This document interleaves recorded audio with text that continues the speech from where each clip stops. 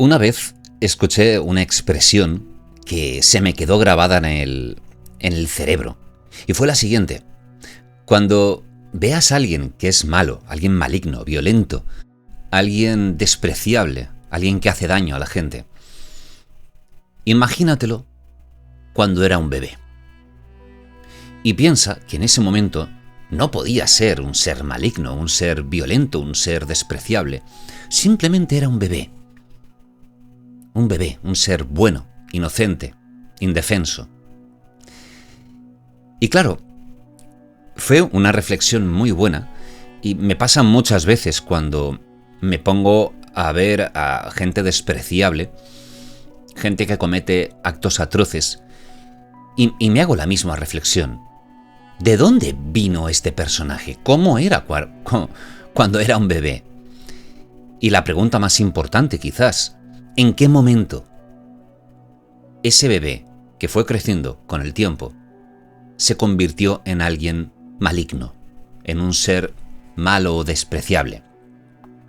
En el capítulo de hoy quiero hablaros de alguien muy conocido en la historia contemporánea, como es ese al que llaman el pintor austriaco del bigote.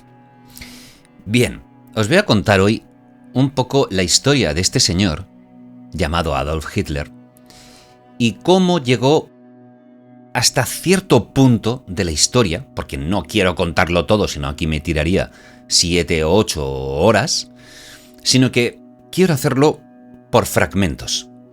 Quiero contarlo poco a poco. Y si os gusta, si os interesa, y me lo dejáis en comentarios, yo gustosamente os seguiré contando la historia de este señor. Pero sobre todo, explicando lo mejor posible el contexto y cosas que quizás no sabíais. Cosas que no son voz populi, sino que son cosas más ocultas, cosas que tienes que leer. Hace muchos años comencé a interesarme sobre la figura de este señor. Me leí toda la biografía, que son 2 tomos enormes que tengo por aquí detrás en mi librería. Y claro, son cosas que vas conociendo, vas leyendo más cosas y te vas conformando una idea global. Hoy os quiero hacer un resumen sobre todo de esas cosas que quizás no conocíais y cómo llegó prácticamente hasta los años 30 a convertirse en lo que se convirtió. Así que vamos por partes. Vamos desde el principio. Día 20 de abril del año 1889, en una localidad austriaca, mejor dicho, en la frontera entre Austria y Alemania, llamada Braunau-Inn. Ahí nació Adolf Hitler, el amigo Adolfo, iba a decir. Bien, ¿de dónde venía? Pues Adolfo era el 4º hijo de Alois Hitler. Hay que hablar un poquito de quién era este señor. Este señor era funcionario de aduanas en esta localidad y había estado casado, se separó, había tenido un hijo que falleció y luego se casó con Clara Polz. De este matrimonio han habido 3 personas que han vivido pues como Hitler hasta el 45 y luego 2 hermanas que vivieron mucho más, un hermano, una hermana, creo. La cuestión es que Alois Hitler no se llamaba Alois Hitler, se llamaba Alois Schicklgruber. Ojo, así que Hitler no era su apellido. En un momento dado, allá en el año 1876, creo, Alois Schicklgruber decidió cambiarse el apellido por el de su padrastro, que era Hitler. De Hitler a Hitler, pues hay una ligera diferencia. No se sabe muy bien en qué momento pasó de cambiar su apellido Hitler a Hitler. La cuestión es que así quedó reflejado y así puso a sus hijos el apellido Hitler. Metiéndonos ya un poquito en la historia de la pareja, era una pareja realmente anacrónica en lo que hoy entenderíamos como una pareja, aunque hay parejas que aún siguen siendo así, lamentablemente. Alois Hitler era un tipo despreciable, era un tipo violento, era un ególatra, y su hijo, Adolf, no creció como tal. De hecho, era un chaval endeble, era un chico que, bueno, no era gran cosa. Y para ir avanzando en el tiempo, el padre falleció, Alois Hitler, falleció en el año 1907, y cuando Adolf tenía 19 años, si no me equivoco, el año después de fallecer su padre, decidió mudarse e irse a Alemania. En Alemania, su única obsesión era convertirse en artista. Quería ser un artista famoso. Y de hecho, pues no dibujaba mal. De hecho, bueno, se ponía a hacer dibujos más que de paisajes, paisaje urbano, pero tampoco era gran cosa. No era un genio dibujando. No se le daba mal, pero no era un genio. De hecho, se presentó a la escuela de artes para dedicarse a la pintura y aprender pintura. Allí lo rechazaron porque, bueno, básicamente la gente que lo valoró dijo que no era un chico muy aplicado. De hecho, de forma muy concisa, lo que dijeron era que era incapaz de dibujar a personas. De hecho, todos los grabados, dibujos que él hizo durante esa época, se ve perfectamente como todo lo que hacía eran calcos de postales de ciudades. En esas postales no había personas. Y si las había, estaban muy mal dibujadas. La cosa es que era una persona frustrada. En ese momento no tenía un concepto ni antisemita, ni diabólico, ni nada. Simplemente era un chico que no había conseguido su sueño. La cosa es que en el año 1914 empezó la Primera Guerra Mundial. Allí, y sintiéndose más alemán que austriaco, Hitler se enroló en el ejército alemán. De hecho, él, cuando salió de Austria, consideraba que Alemania era una gran nación. Austria no. Por eso se fue a Alemania. Bueno, entonces entró en el ejército alemán y en la Primera Guerra Mundial podríamos decir que era un soldado. Sí, era un soldado, pero básicamente para lo que le usaban era para ser correo. ¿Qué era un correo en la Primera Guerra Mundial? Pues antes, como no existían las radios, ya existía la radio, pero no se comunicaban entre trincheras a través de radio. Se comunicaban a través de personas que llevaban mensajes escritos. Entonces, Hitler era un correo. Era el típico soldado que le daban un papelito y se tenía que ir a otra trinchera a dar unas órdenes. En la guerra hubo varias ocasiones en las cuales estuvo a punto de perder la vida. Lo que hubiera sido el siglo XX si Hitler hubiera caído en combate. De hecho, hay muchas historias y anécdotas que hablan sobre este tipo de sucesos. La cuestión es que cuando estuvo a punto de acabar la Primera Guerra Mundial, en uno de esos correos que él tenía que transportar, cayó una bomba de mostaza. De esas que, bueno, pues te ciegan, no puedes ver, no puedes respirar. Y entonces eso le afectó, lo retiraron del campo de batalla y lo llevaron a un hospital. Mientras él estuvo en el hospital, el imperio alemán pues claudicó y se rindió. Durante ese proceso, Hitler estaba en el hospital, que no podía ver, estaba recuperándose y se estaba carcomiendo por dentro. Lo que ocurrió con Hitler a partir de su salida del hospital os lo voy a contar en breve. Lo que tengo que hacer es un pequeño inciso para explicar lo que se va a encontrar Hitler cuando sale del hospital. Y esto es muy interesante. En el año 1919, se firmó el Tratado de Versalles, que fue, si no me equivoco, el 28 de junio del 19. En ese tratado, los aliados, los vencedores de la guerra, pues claro, tuvieron que imponer unas sanciones a Alemania, en el cual pues había unas compensaciones y una serie de medidas que lo que hacían era empobrecer y casi llevar a la ruina al pueblo alemán, a los propios ciudadanos. Dentro de esas medidas, pues se le pidió a Alemania unas compensaciones económicas que rondaban en lo que hoy serían euros, ¿vale? Para que nos hagamos una idea, aproximadamente unos 860.000 millones de euros. Algo que para una nación que ha perdido una guerra, pues es algo impensable. Dices, es que no puedo devolver este dinero como compensación. Aparte de eso, Alemania sufrió una reducción de territorio.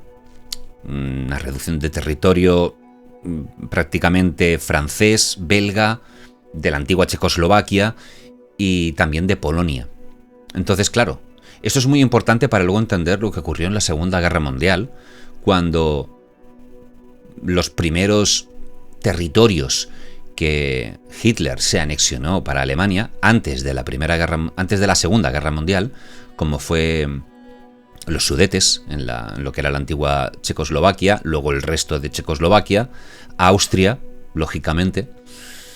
Eso es muy importante entenderlo, es decir, se le habían impuesto unas medidas terroríficas al Imperio Alemán. Aparte, tenía otra sanción, y era que el ejército alemán no podía superar los 100.000 efectivos. Por lo tanto, lo que estaban haciendo era limitar la capacidad para que Alemania volviera a entrar en una guerra. En agosto de ese año 19 se proclamó la República de Weimar. Y esto es importante, porque esa república no tenía nada que ver con lo que era Alemania previamente. Volvamos a Hitler. Cuando Hitler sale del hospital después de meses de estar convaleciente, resulta que no tenía otro oficio ni otro trabajo que el de soldado. Él seguía formando parte del ejército alemán. Entonces, claro, él se fue a las dependencias del ejército y allí le dijeron, es que no hay nada que hacer, es que no podemos hacer absolutamente nada. Y lo que le encomendaron a Adolf Hitler fue algo curioso y que hizo que al final su futuro fuera encaminado a lo que ocurrió después. Lo que le encomendaron a Adolf Hitler era el ir a tabernas, que era donde se juntaban los grupúsculos más residuales y radicales del mundo de la política, o, digamos, personas con ideologías muy radicales. Entonces le mandaron a una cervecería. Y llegó a una. Ahora no recuerdo el nombre, perdonadme. Fue el 12 de septiembre de 1919. Hay algunos que dicen que fue el 19 de septiembre. La mayoría de documentación te dice que fue el 12, en el cual se presentó y comenzó a ver uno de esos grupos de derecha radical en el cual Hitler comenzó a verse identificado. Ese pequeño grupo era un grupo que estaba, digamos, liderado por, digamos, el líder en sí, que era un tal Anton Drexler, y un ideólogo, que era Dietrich Eckart. ¿Quiénes son estos dos? Pues son los fundadores del Partido de los Obreros Alemanes. Cuando Hitler se presentó allí, como os he dicho, comenzó a resonar todo lo que se contaba. ¿Y qué se contaba? Aparte de unos idearios de derecha radical. Dietrich Eckart era un tipo muy listo. Había sido escritor, de hecho era escritor, y era un tipo relacionado con la sociedad Thule.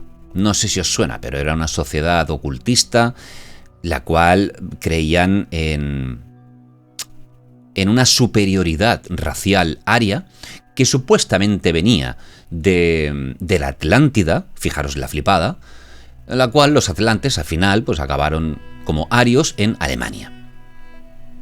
No sé qué fumaban en esa época, pero bueno, esto era lo que pensaban. Eran completamente racistas, eran antisemitas y pensaban que había una conspiración global, mundial, digamos, capitaneada por los comunistas, bolcheviques y judíos. Esto es importante saberlo porque fueron esas ideas las que comenzaron a calar hondo en Adolf Hitler. Claro, les metes ideas de derechas, de la superioridad racial, de los arios. Claro, todo ese ideario en una mente como la de Adolf Hitler, que estaba rabioso porque habían perdido la guerra y el país al cual él se había mudado porque la consideraba una gran nación, pues eso caló. De hecho, Dietrich Eckart en sus escritos mencionaba, y esto también es curioso, que habría un soldado alemán de mirada penetrante, un soldado raso, el cual lideraría este movimiento que era subversivo y muy radical y que llevaría a Alemania a una grandeza absoluta. Ahí apareció Hitler. ¿Pero qué es lo que pasó? No es que apareciera y se viera, digamos, contagiado por esas ideas, sino que en vez de ir a lo que le mandaron, que era observar, apuntar y, digamos, hacer informes sobre todos estos grupos subversivos, Adolfo decidió no apuntar nada. Se vino arriba, se subió a una mesa y empezó a hablar. Comenzó a dar un discurso. En ese momento, Dietrich Eckart, que estaba por ahí en una mesa, se quedó flipando mirando a este tipo chiquitín que de ario no tenía nada. Pero era un tipo de mirada penetrante. Luego supo que había sido soldado. En esas reuniones andaba otro personaje, que era Rudolf Hess. También había otro personaje por ahí que iba apareciendo, que era un tal Ernst Röhm. Hablaremos de Ernst Röhm. Pero bueno, ahí tenemos a Rudolf Hess, tenemos a Dietrich Eckart y tenemos a Anton Draxler. Lo que ocurrió en ese momento era que Eckart cogió a Hitler y le dijo: oye, vamos a pulir un poco tu oratoria, es decir, tu oratoria, porque realmente lo era muy buena. Lo que pasa es que Hitler lanzaba proclamas muy sensacionalistas, con mucha vehemencia, pero no tenían mucha forma. Eckart cogió a Hitler como pupilo y prácticamente comenzó a pulir todas esas frases, todas esas arengas. De hecho, se cuenta que tenían muchísimas reuniones en las cuales Hitler comenzaba a darle un discurso a Dietrich Eckart y Eckart cogía las frases, las pulía y les decía: ahora dilo de esta forma. Y Hitler lo hacía, y así poquito a poquito fue puliendo. Dietrich Eckart no es una persona muy conocida dentro de lo que es la historia del partido nazi. A todo esto decir que poco tiempo después, el 24 de febrero del año 1920, se fundó el Partido Nacional Socialista Obrero Alemán. Pasó de llamarse Partido Obrero Alemán a Partido Nacional Socialista Obrero Alemán, en el cual estaba Anton Draxler como líder, estaba Hitler como portavoz y Dietrich Eckart como ideólogo. Claro, en diciembre de ese año 1920, dentro de ese movimiento que iba creciendo poco a poco, Dietrich Eckart, junto con Ernst Röhm, que por cierto era un tipo violento, era militar todavía, De hecho, os iré poniendo imágenes por aquí seguramente, en el cual veréis que Ernst Röhm tenía una cicatriz enorme en la cara. Esto solía ocurrir porque los militares practicaban esgrima y muchas veces lo hacían sin ningún tipo de protección. Entonces, de tanto en tanto, pues se les escapaba la espada de la esgrima y se hacían heridas enormes en la cara. Bueno, Eckhart y Röhm hicieron una colecta y compraron un periódico que fue muy importante durante los siguientes años, que era el Völkischer Beobachter, que era, la traducción es como el observador del pueblo, ¿vale? Resulta que originariamente el Völkischer Beobachter era un periódico muy asociado a la ideología de la sociedad Thule, esta sociedad mística, antirracista, antisemita y muy flipada, ¿no? Y claro, era un periódico para propagar ideas de la sociedad Thule. En cuanto lo compraron en el partido, pues tenían un medio de comunicación, que es algo que se hace hoy en día, prácticamente en todos los países, en España también, en el cual un partido compra, quizás a través de una fundación, una asociación, compra un periódico para propagar esas ideas. Y esa era la idea. La cosa es que ahí había ese ideólogo, que era Dietrich Eckart, y luego había dos pesos pesados, que era el líder del partido, Anton Drexler, y el portavoz, ¿vale? El que daba las charlas y las chapas, que era Adolf Hitler. Hubo un momento en el cual Hitler se sintió como menospreciado, lo cual no es que se sintiera menospreciado, sino simplemente hizo una jugada maravillosa para hacerse con el partido. Y era la siguiente. No quería que Anton Drexler fuera el líder y dijo, me voy del partido. Entonces Hitler se piró, se largó del partido. Claro, eso es lo que decía en público. De manera privada, cogió a Eckhart y le dijo, mira, yo lo que no quiero es estar a la sombra de este tío, de Anton Drexler. Y lo que hicieron fue lo siguiente. Hicieron una votación en el cual dijeron, bueno, ¿a quién queréis? ¿A Anton Drexler o queréis a Adolf Hitler? Adivinad quién ganó. Al final, pues se convirtió en el 21, se convirtió en el líder del Partido Nacional Socialista Obrero Alemán. Este movimiento de Hitler fue también porque Anton Drexler, imaginaros con lo radicalizado que estaba ese partido, Anton Drexler lo que quería era pactar con otros partidos. Y lo que no quería Hitler era que el partido al cual se estaba entregando, pues se viera ensuciado por otro tipo de ideas.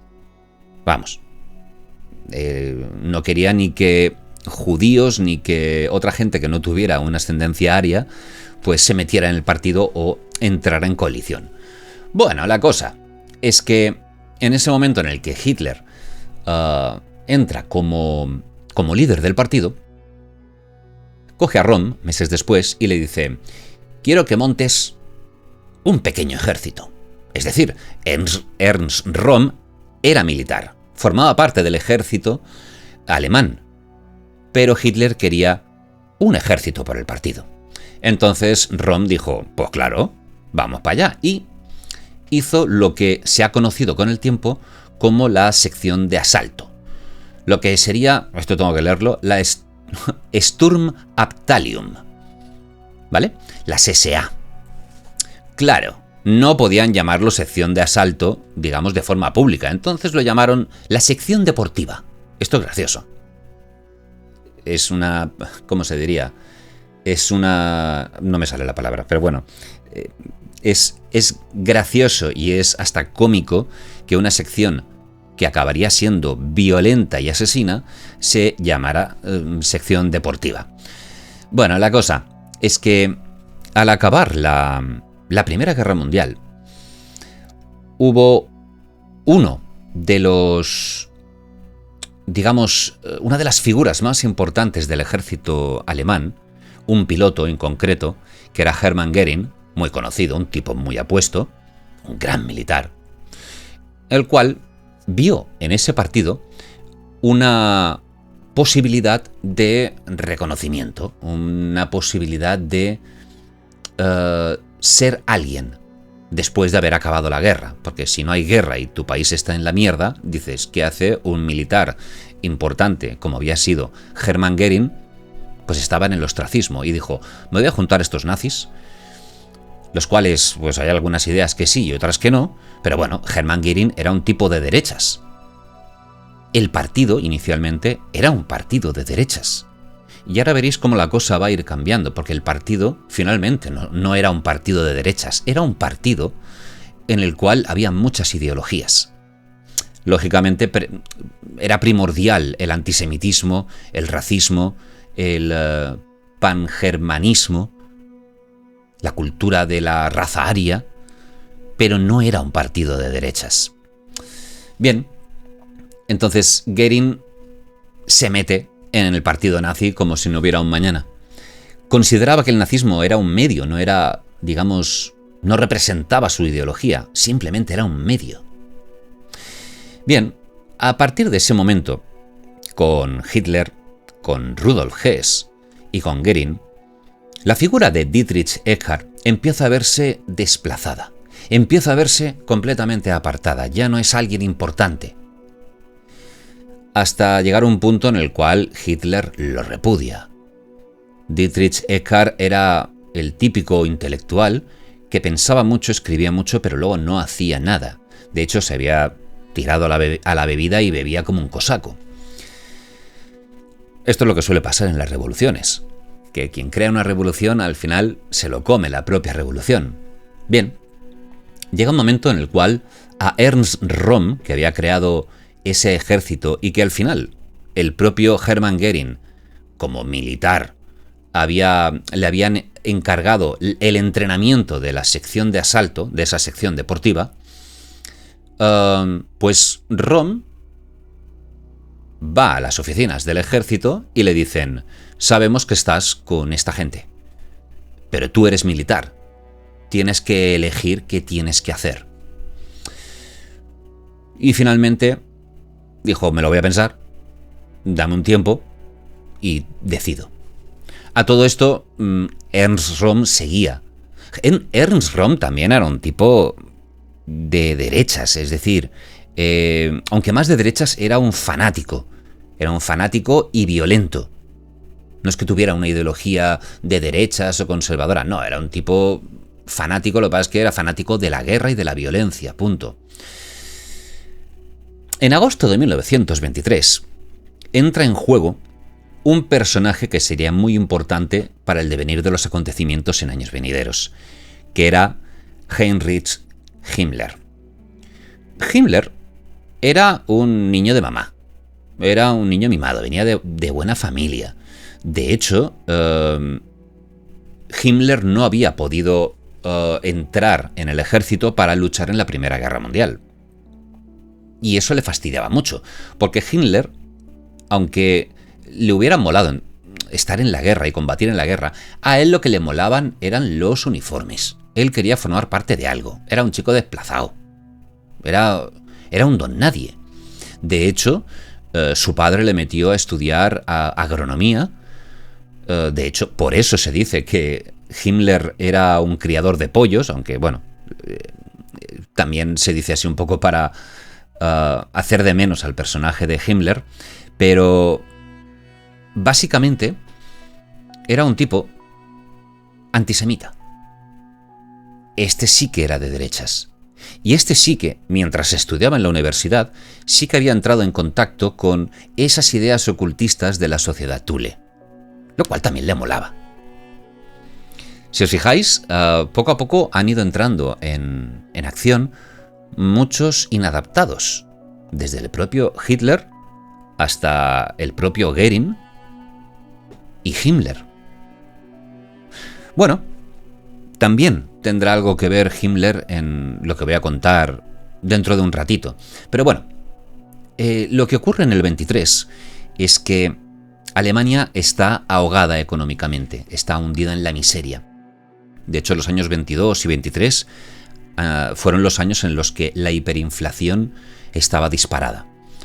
Y claro, la sociedad estaba completamente dividida.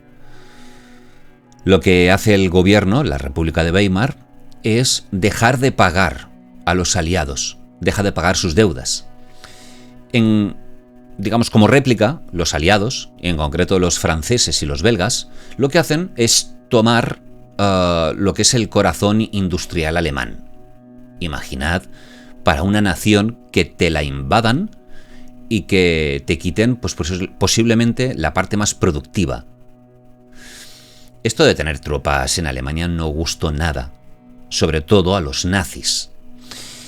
Y claro, el 23 de septiembre del 23, Ernst Röhm decide dejar el ejército. Y lo que hace es convencer a los nazis. ¿De qué? Pues de dar un golpe de Estado.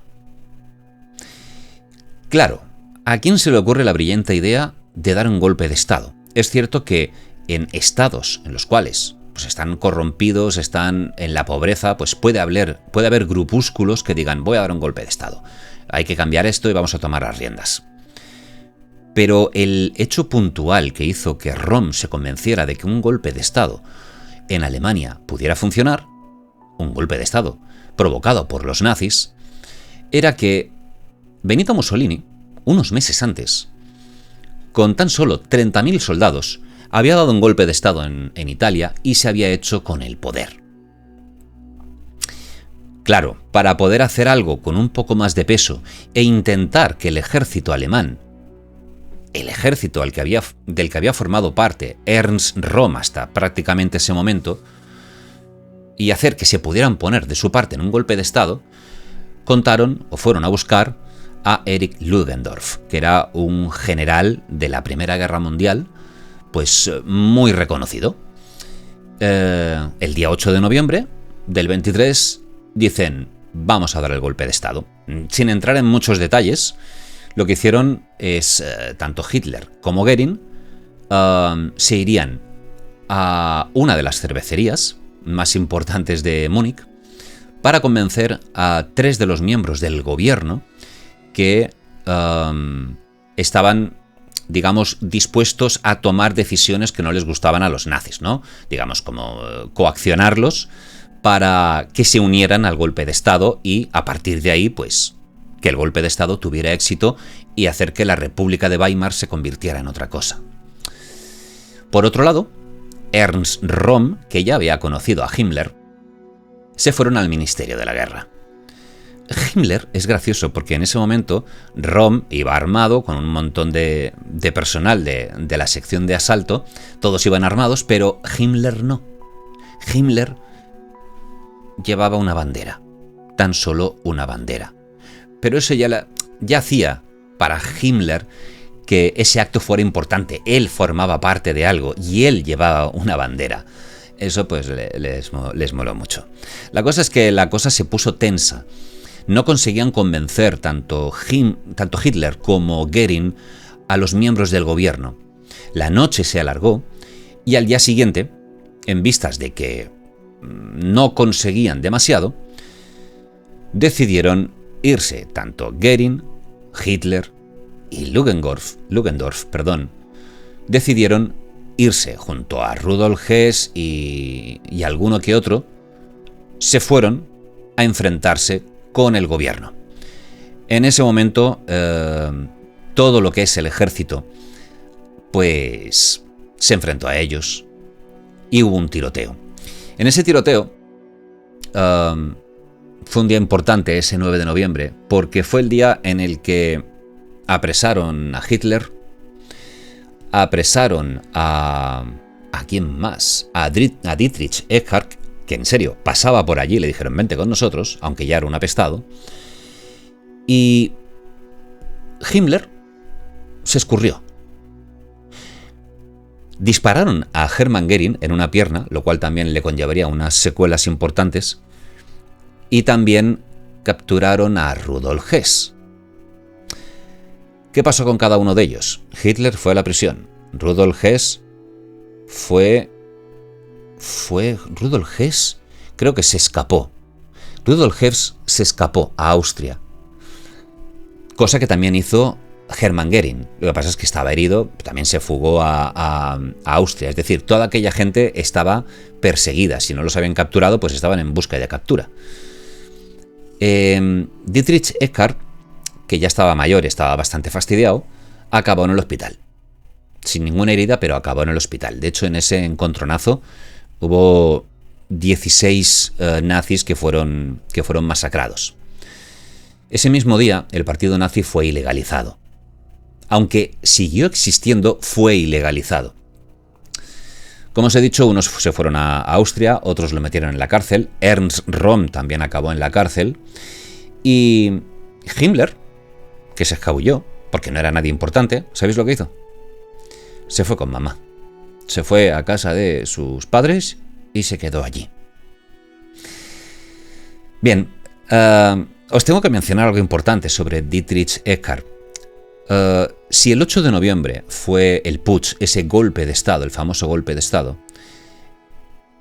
semanas más tarde, el 23 de diciembre de ese mismo año, en el hospital, Dietrich Eckart murió. Pero no sin antes dejar unas últimas palabras que serían proféticas. Os las voy a leer porque son interesantes. Dijo, a pesar de que Hitler le había repudiado y que era un apestado del partido nazi, dijo lo siguiente: seguid a Hitler. Él bailará, pero yo he compuesto la música. No me lloréis. Yo habré influido en la historia más que ningún alemán. Otro flipao. Bueno, la cosa es que estando en la cárcel, tanto Hitler como Ernst Röhm, pues tuvieron que juzgarles. A Röhm prácticamente lo echaron, es decir, no lo echaron, digamos que no le metieron en prisión. Pero lo que pasó en ese momento con Hitler fue muy interesante. El juicio se celebraba en marzo de 1924, pero semanas antes, él había comenzado a tener como una especie de epifanía, una especie de revelación, en el cual, aunque estaba completamente deprimido, incluso con ideas de quitarse la vida, Hitler decidió que había que tomar las riendas. Sabía que estaba sentenciado, sabía que no tenía nada que hacer y que acabaría en la cárcel por muchísimos años.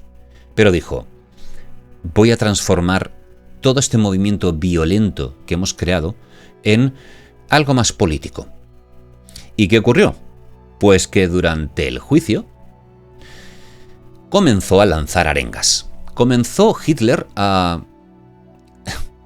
Es que es difícil describirlo, pero más que responder a las preguntas del fiscal, de los jueces, comenzaba a largar arengas de la grandeza de Alemania y sobre todo algo que está como muy grabado en la historia de los nazis. Y era que todo aquello que hizo, lo hizo por el pueblo. Porque el Tratado de Versalles estaba destruyendo, las medidas del Tratado de Versalles estaban destruyendo a Alemania. Y él tenía que hacer algo, por lo tanto lo hizo por su país. De una manera un poco extraña e incomprensible, ya que por terrorismo y por golpe de Estado, Hitler tendría que haber sido condenado a cadena perpetua, le condenaron tan solo a 5 años. 5. El día 1 de abril del año 1924 entró en prisión. Ese mismo día fue el día en el que a Ernst Röhm, pues prácticamente e inexplicablemente, pues también le dejaron libre. Lo que pasó en la cárcel, muchos lo conoceréis. Allí se escribió el Mein Kampf, el libro de Hitler. Pero hay que entender muy bien por qué escribió ese libro. Y os lo voy a explicar. Estando en la cárcel, hay que decir que no se trató a Hitler como a un preso normal. De hecho, le dieron una celda más grande, le dejaron tener libros, le dejaron que le trajeran comida. De hecho, fue una época en la que comía mucha carne, se sabe que le dio mucho al alcohol. Y resulta que antes de que metieran a Hitler en la cárcel, cuando Hess se había escapado a Austria, No se sabe muy bien cómo, pero al final lo apresaron. Y prácticamente le metieron casi en la misma celda, es decir, lo llevaron a la misma prisión que Hitler, a la prisión de Landsberg. Allí, pues claro, Rudolf Hess, que ya desde el primer momento que escuchó una charla de Hitler, aquella famosa, del 12 de septiembre del 19, Hess casi se había enamorado de Hitler. Casi se había enamorado de las ideas, de lo que decía y de cómo lo decía. Para él fue una bendición que lo metieran en la misma cárcel. Os he dicho que sentenciaron a 5 años a Hitler. A Rudolf Hess lo sentenciaron a 18 meses. Pero bueno, prácticamente estaban en la misma celda. Y como recibían muchas visitas, Hess decidió llamar o hacer venir a un antiguo profesor de la universidad que había tenido Rudolf Hess. Un tipo que también, ahora veréis por dónde va la cosa, que era otro fanático. Se llamaba Karl Haushofer. Este tipo fue el que le metió aunque a Rudolf Hess ya se le había metido en la cabeza, le metió en la cabeza a Hitler ideas diversas, como por ejemplo la del Lebensraum. No sé si lo conocéis, pero el Lebensraum es lo que se conocía como espacio vital. Que Alemania debía conseguir un espacio vital tanto para conseguir materias primas y para que su población tuviera más espacio para vivir. Sobre todo estaban muy enfocados a que ese espacio vital fuera hacia el este, es decir, Polonia y la Unión Soviética. Entonces, dentro de este cambio que ya había empezado a suceder dentro de Hitler, de esto hay que llevarlo por una vertiente política, fue cuando, tras conocer a Haushofer, Rudolf Hess le dijo: ¿por qué no escribes un libro? Un libro en el que puedas plasmar las ideas o la visión de futuro que tú tendrías de lo que debería ser Alemania. Y entonces, ¿qué hicieron? Pues se pusieron ahí a escribir. Mejor dicho, Rudolf Hess estaba ante la máquina de escribir y Adolf Hitler estaba cantándole monsergas a que él escribía. Y lo que se cuenta es que aunque el libro está firmado como autor Adolf Hitler, fue un libro coescrito, porque prácticamente la mitad de las ideas eran de Rudolf Hess y de Karl Haushofer. Y el resto eran ideas que Hitler había escuchado y que le venían muy bien y las metió ahí. Ese libro, el Mein Kampf, Mi lucha, yo tengo que deciros que lo leí hace mucho tiempo, hace como 20 años. Creo que es de los libros más delirantes que he leído nunca. Está lleno de racismo, de antisemitismo, pero sobre todo de nacionalismo. Esa idea del Lebensraum estaba en el Mein Kampf. Bueno, dentro de este cambio de paradigma y de actitud que había tomado Hitler referente a lo que debería ser el Partido Nacional Socialista, en julio, el 24 de julio del 24, mientras estaba en la cárcel, dijo: me aparto del partido, no puedo seguir liderando el partido. Y esto es algo que muy poca gente sabe.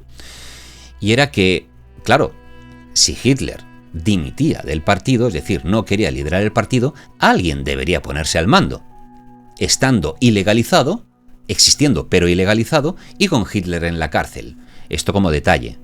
Al final, un tipo que formaba parte del partido, que se llamaba Gregor Strauss, pues lideró el partido durante un año y poco, hasta que más adelante Hitler tomó de nuevo el relevo.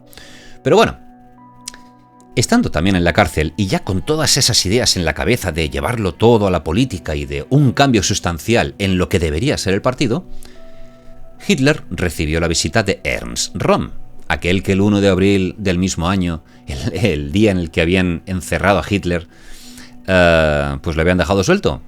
Resulta pues que Ernst Röhm había intentado retomar esa sección de asalto, que lo llamó de otra forma, intentando crear un ejército nuevo, el cual pues ya se estaban dedicando pues a lo que se dedicaban antes, pues a palizar, a la violencia.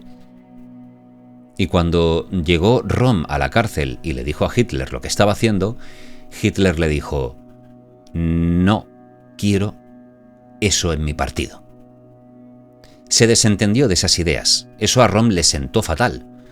Y claro, Hitler lo rechazó, porque ya no era la visión que debía tener el partido en un futuro.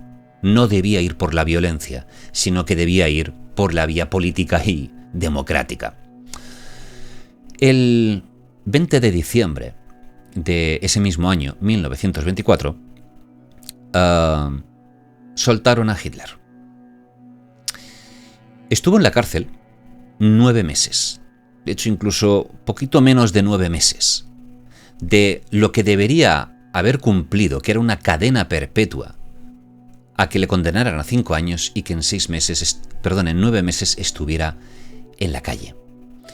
Claro, Hitler, al igual que otros, imaginaban que a las afueras, en el exterior de la prisión de Landsberg, allí hubiera una multitud de personas ansiosas de ver a su amado líder. En la puerta no había nadie. En la puerta de la cárcel, a las 12:15 del mediodía, que era cuando salía Hitler, no había nadie. Tan solo un coche negro que le esperaba. Esto le dejó un poquito triste. ¿Por qué ocurrió eso? El Partido Nacional Socialista era irrelevante, seguía estando ilegalizado. Y claro, era una época en la cual, pues, poquito a poquito, Alemania había empezado a crecer económicamente. Muy poco, pero se veían brotes verdes. La gente ya no quería un partido radical, como eran los nazis. Al final, durante una larga temporada, Hitler estuvo a la sombra. No estuvo en primera línea. De hecho, una de las consignas, una de las condiciones para que le dieran esa libertad condicional era que no podía emitir ningún discurso público, creo que hasta el año 1927. Es decir, 2 años y pico sin poder pronunciar un discurso. Imaginaros, para alguien que le encanta hablar, no poder dar un discurso. Es importante ir unos meses atrás para entender otra gran figura que, a partir de la salida de Hitler de la cárcel, tendría un protagonismo inmenso. Justo cuando metieron a Hitler en la cárcel, salieron las transcripciones de lo que había sido el juicio a Adolf Hitler. En esas transcripciones, lógicamente, están esas arengas a modo de respuesta, a modo de discurso, a las preguntas que le hacían. Que estaban llenas de ideología, estaban llenas de patriotismo, estaban llenas de nacionalismo.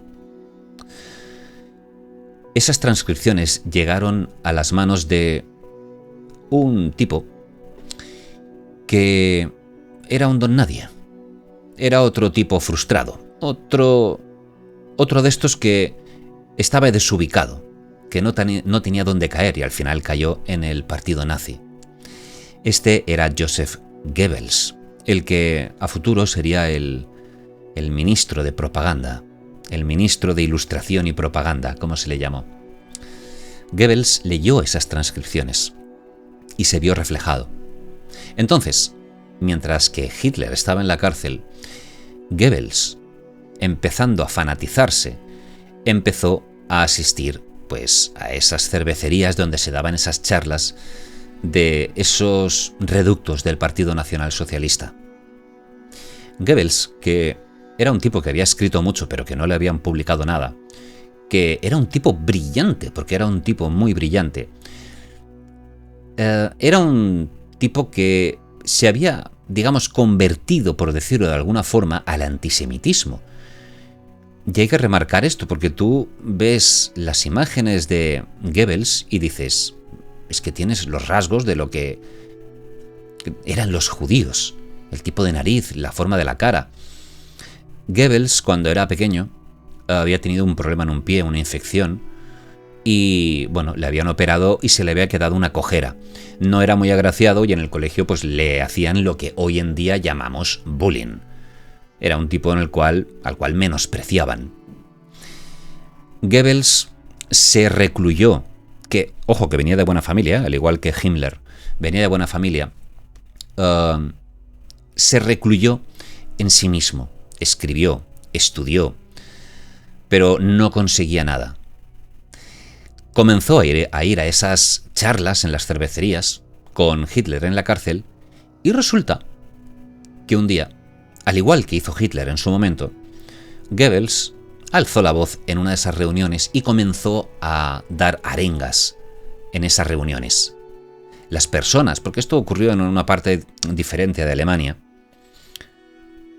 los que llevaban esas reuniones vieron en Goebbels a un orador nato, y realmente era un orador nato. Claro, tú ahora ves los discursos de Hitler, incluso Hess cuando hablaba, y Goebbels, y dices, pero qué gente más fanática, qué gente más vehemente, qué gente más agresiva y con un contenido tan violento.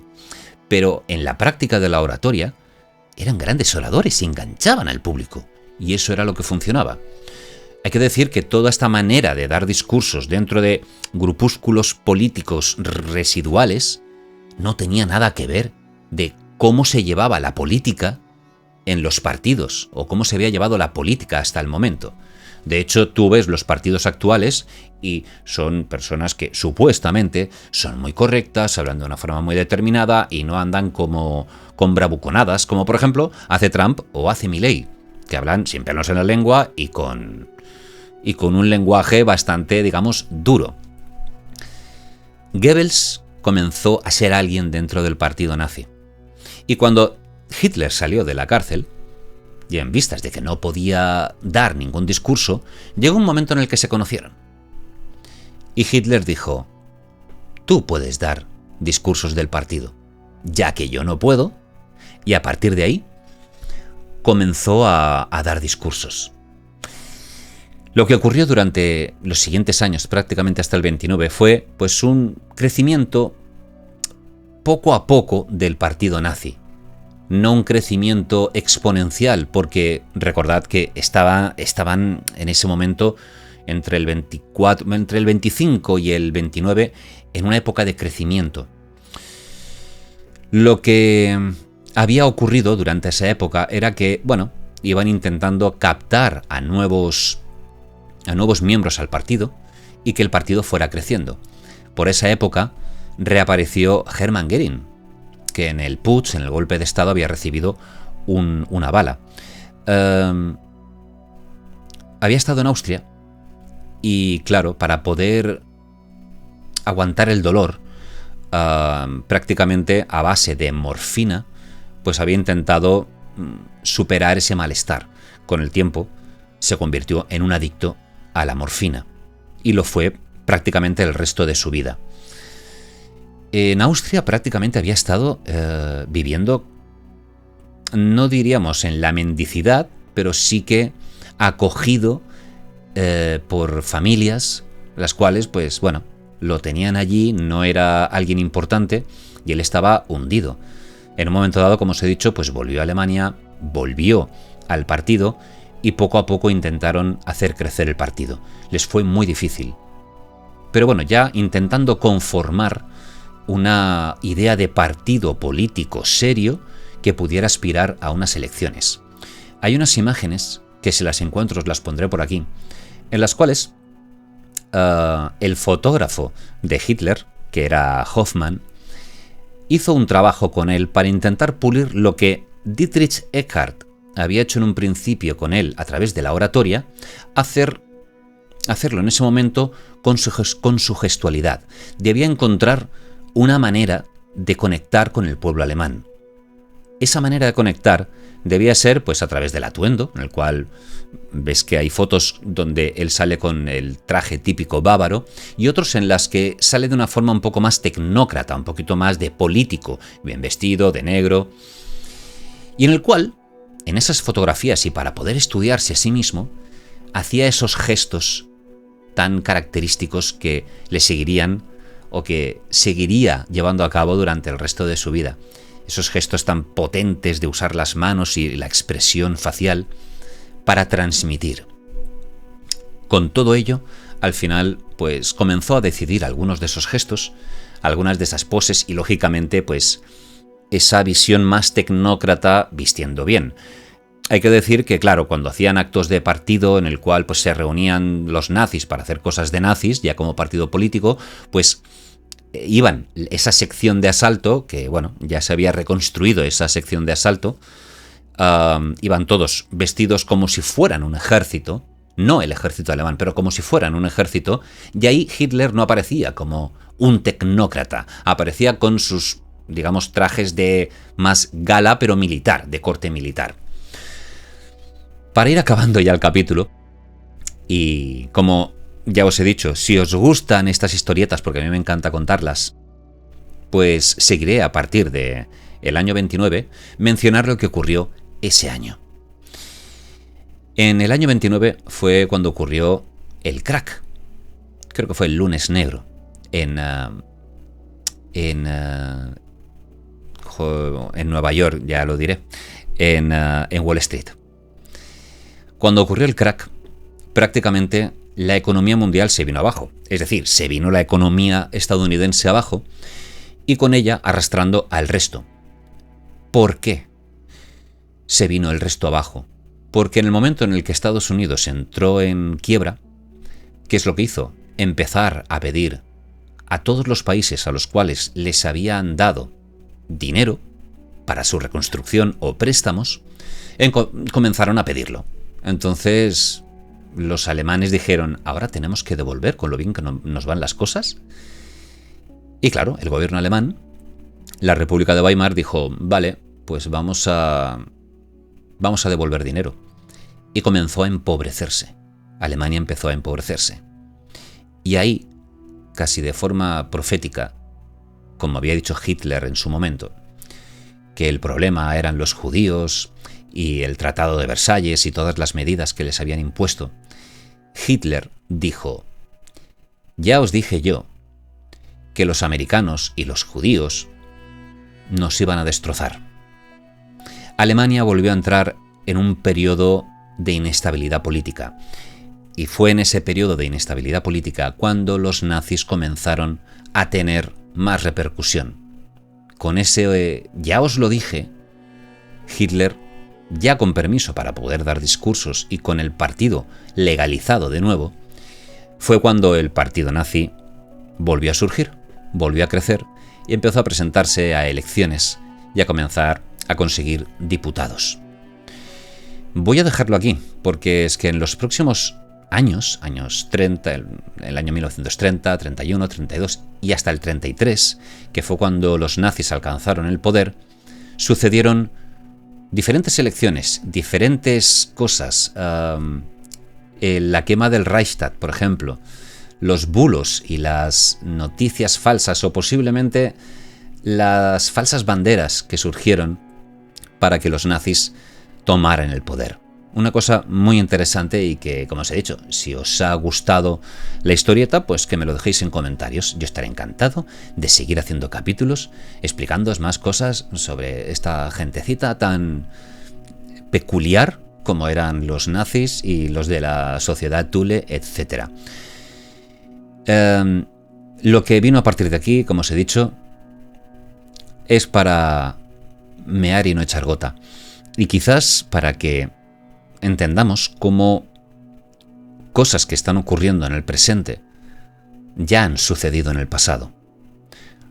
Cómo hay partidos que surgen de la nada, intentan convertirse en algo relevante, algunos lo consiguen, otros no.